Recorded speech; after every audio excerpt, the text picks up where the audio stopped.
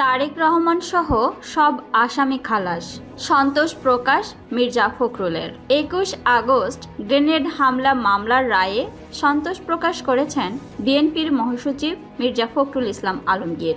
রোববার রায়ের প্রতিক্রিয়ায় দেয়া এক বিবৃতিতে বিএনপির ভারপ্রাপ্ত চেয়ারম্যান তারেক রহমান সহ সব আসামি হাইকোর্ট থেকে খালাস পাওয়ায় স্বস্তি প্রকাশ করেন তিনি। এ তথ্য নিশ্চিত করেছেন বিএনপি চেয়ারপারসনের মিডিয়া উইংসের সদস্য শায়রুল কবির খান।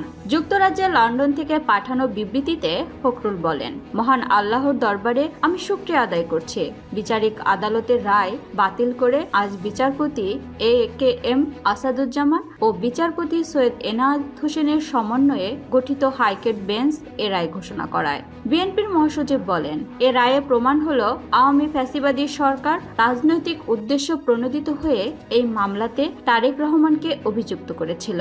তারেক রহমানের বিরুদ্ধে আনীত মামলার অভিযোগ থেকে তিনি আইনগতভাবে মোকাবেলা করে উচ্চ আদালত থেকে বেশ কসুর খালাস পেয়েছেন। তিনি বলেন, ঐতিহাসিক রায়ের মধ্য দিয়ে আবারও প্রমাণিত হলো যে তারেক রহমানের বিরুদ্ধে আনীত সব মামলাই রাজনৈতিক ষড়যন্ত্রমূলক ছিল।